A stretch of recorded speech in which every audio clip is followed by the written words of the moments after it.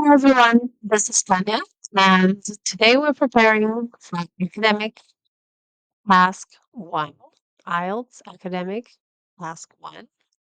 Um, to succeed in this task, you should be prepared to describe to describe data in a variety of ways. This significantly increases your chance of getting a good grade in IELTS Task 1. So we're going to learn how to do that effectively. Um, let's start. Um, in the task, you're going to get a graph. It could be a pie chart, a bar chart, a column chart like this, or a map. So this specific example is a column chart. So um, Here's here's the name of the chart, the proportion of male and female researchers working in three departments at the University of Oxford in 2022.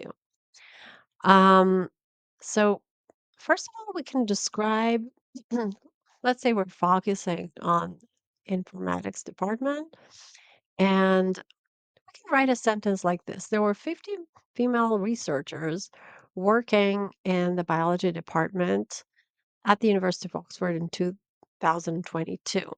And the sentence is perfectly correct. There's nothing wrong with it, apart from the fact that it's a bit too basic. So you're definitely not going to be getting well, like a zero for the sentence for sure. Um, the thing is to gain extra points that take you to a higher level, you should be able to describe data in, let's say, a little more sophisticated way. So I'm going to suggest you a few options, and I'm sure there are more options, but all like this is already enough to impress the examiners. So let's have a look. Um, Same idea. There were 50 female researchers working in the biology department at the University of Oxford in 2022. We can say it this way. Female researchers working in the biology department at the University of Oxford in 2022 numbered 50.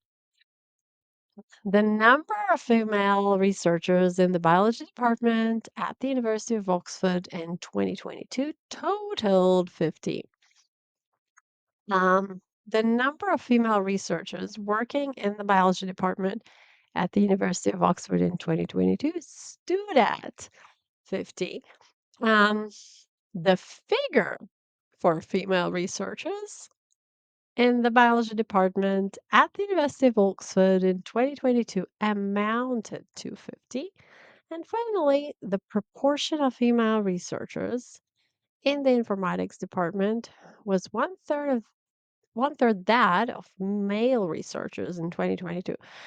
Pay attention, this is a little bit different. Like this stands out because in this sentence, we also consider male students, we compare.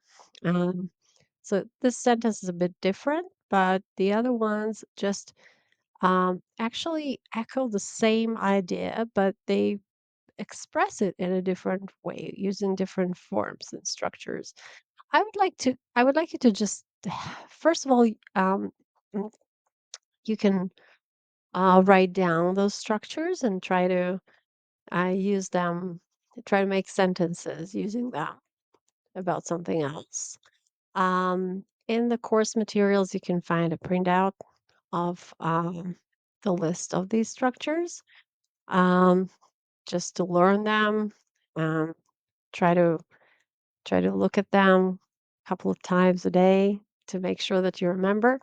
But let's go over the list. So instead of saying there were 50, which is fine but very basic, we can say numbered 50. Um, we can say total 50. We can say stood at 50, amounted to 50, right? And when we can say the number of or the figure for instead of um, just saying female researchers, right? So these are the ways what we can use. Let's continue now to the next and very important topic, the topic of comparison. You're definitely going to have to compare things, to compare figures in your IELTS task one, writing task one. So you have to know which expressions to use in order to do that correctly in terms of grammar, but also interestingly, in terms of the variety and the range of expressions that you're using so that it doesn't sound too basic. Um, so here are a few options, and then we're going to go over the expressions again.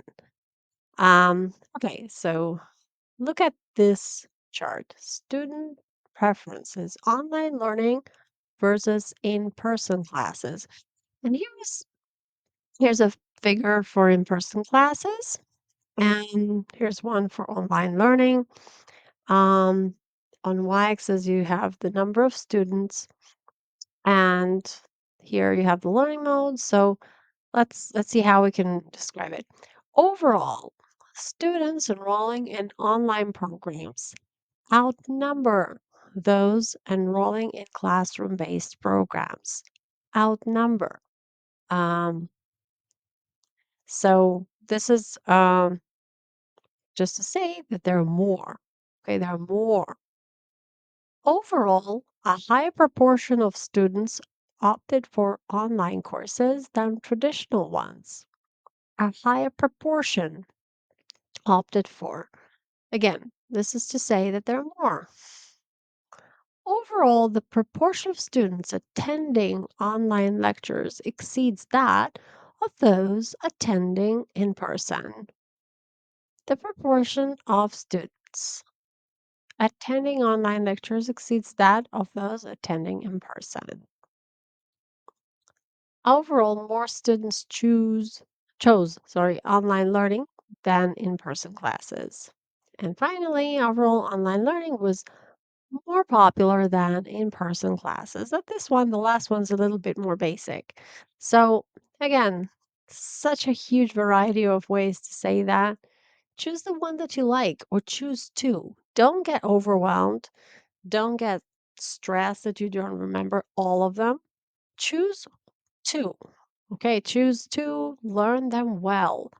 Try to imply you're not like try to um um use this knowledge in every single writing sample that you're writing, and try to apply this to the writing samples that if you have already written. Take a sentence that you've already written and restate it. Try to find another way of saying what you've already said. This is great practice, and this is going to help you for sure. Let's move on. So now, just this is the list of expressions. You also have it in the course materials, so you can just print it out to learn it. Outnumber, a higher proportion of something than something else, exceeds that of something, more this than that. Okay. And finally, this was more popular than that. So these are the expressions. Very nice ones. I hope I hope you like them, and I'm sure that you're gonna try them yourself.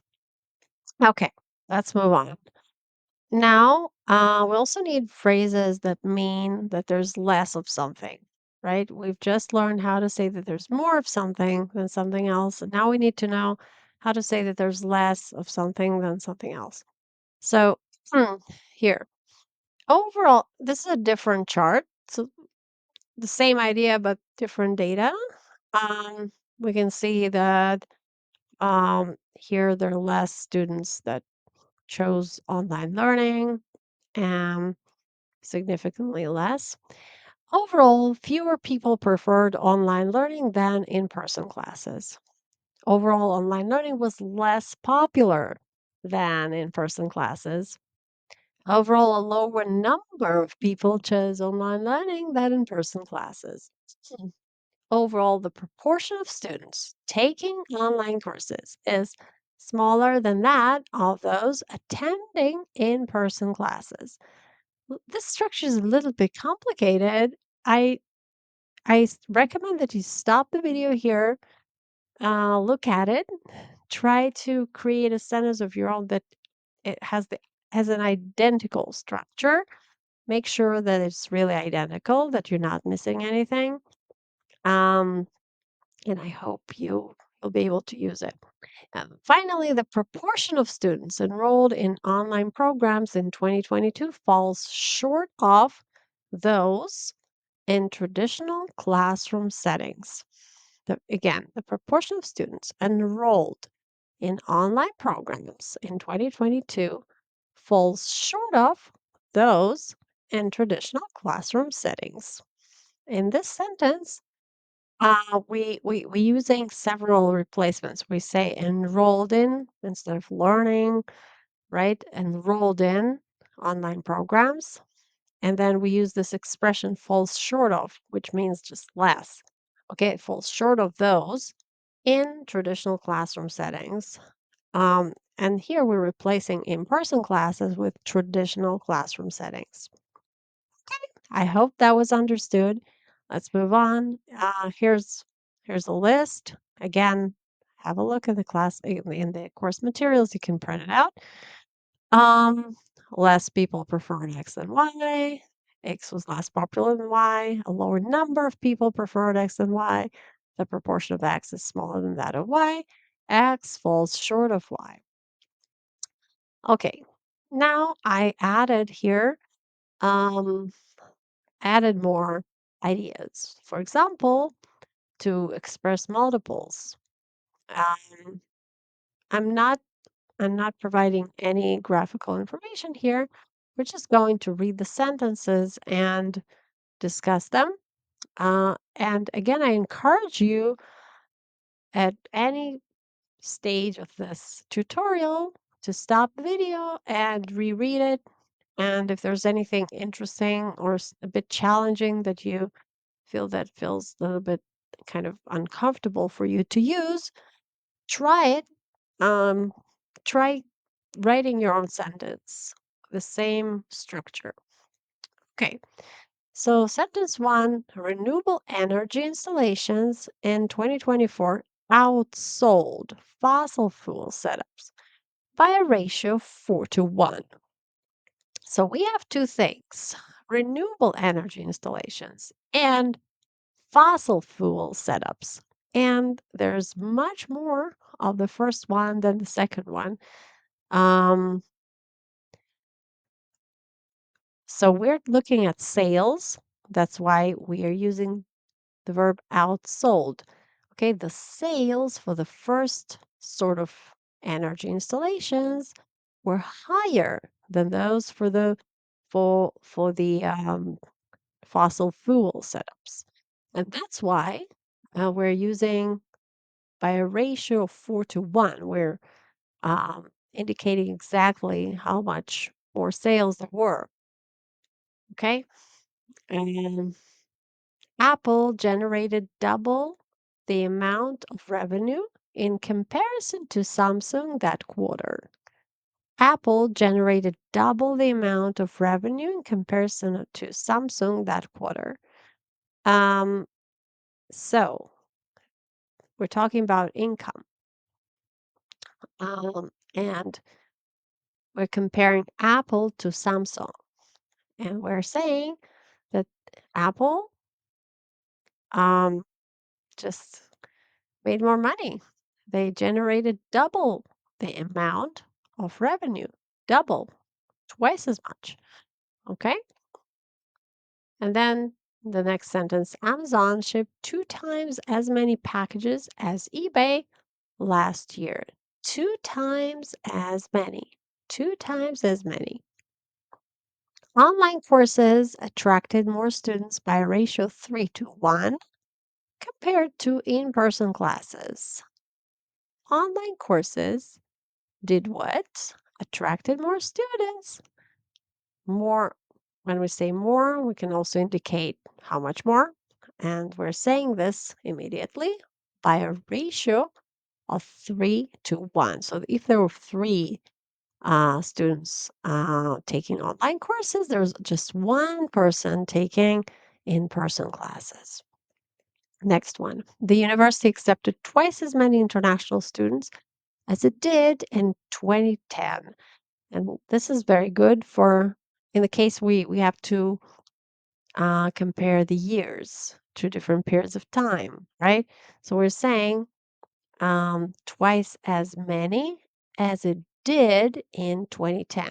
Okay, so if we're comparing now and 2010, this is a good option. The number of electric vehicles sold in Norway outnumbered those sold in Sweden by a ratio of 5 to 1. Okay, again, by a ratio of 5 to 1. Um, Outnumbered. I think it's a great idea to learn these words: outsold, outnumbered. Um, they help to, they're very useful and they're quite, there's a quite a high probability that you're going to need them on your test. Okay, the infection rate among children is fivefold that of adults. Fivefold means that 5 times as much. The infection rate among children is fivefold. Okay, here are the expressions, and we are offering them as well on the course website. Okay, here are some words that you can use to talk about increase. Um, there was a significant increase in something. So there was a significant increase in the number of international students, for example, between 2010 and 2020. Next one, rose steadily over the period.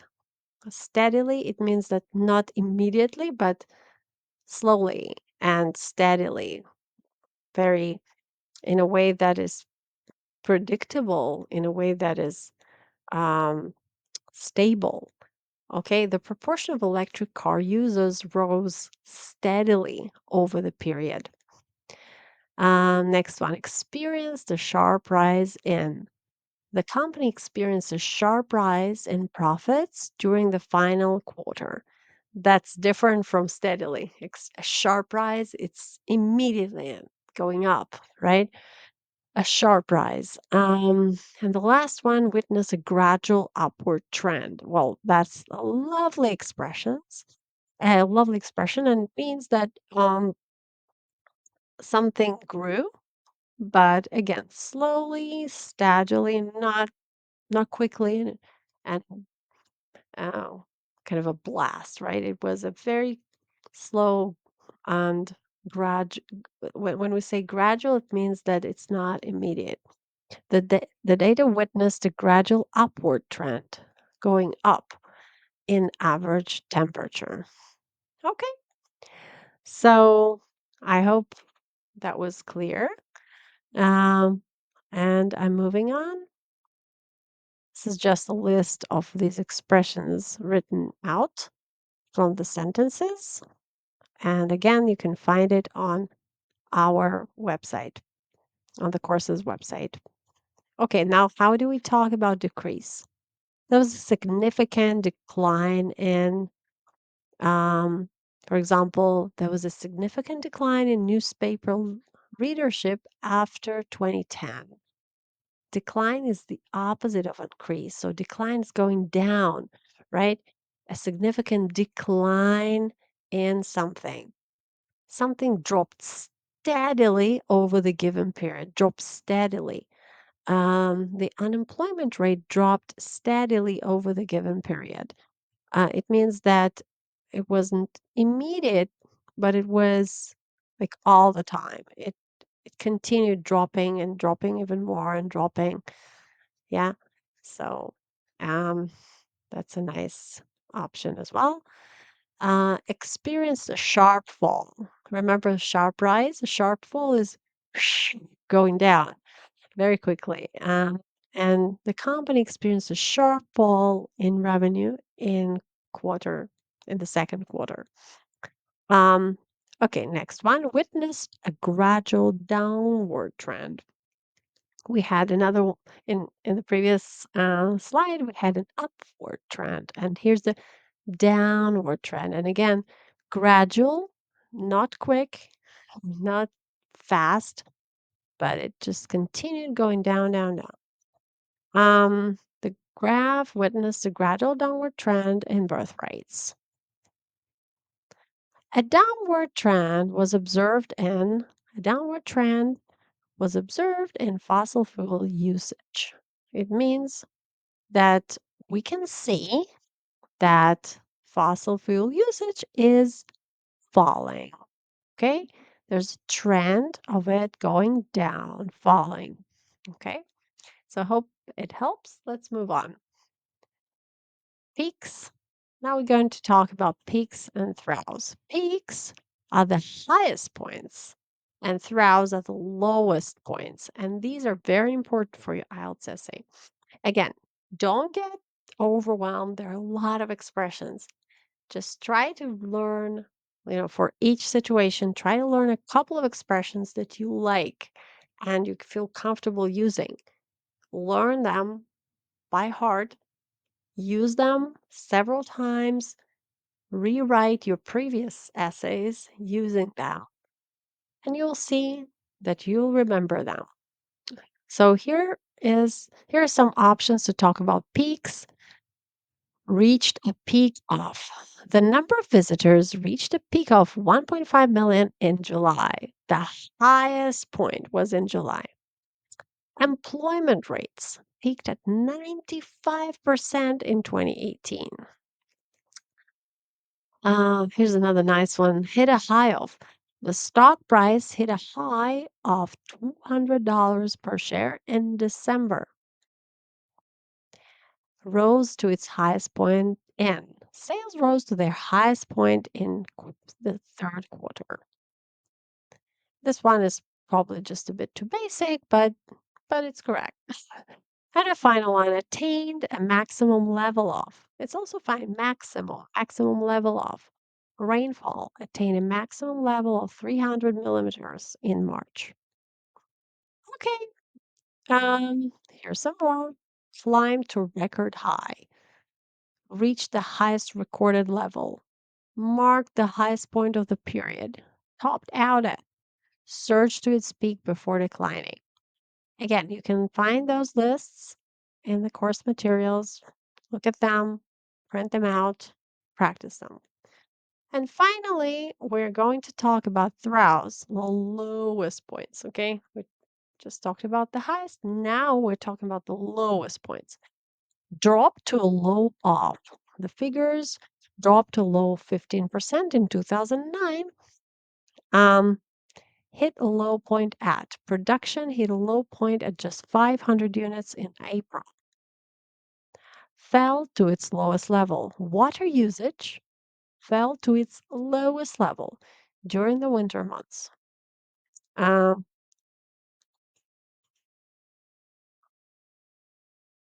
employment reached a trough of 45% in 2010. Declined to its minimum point.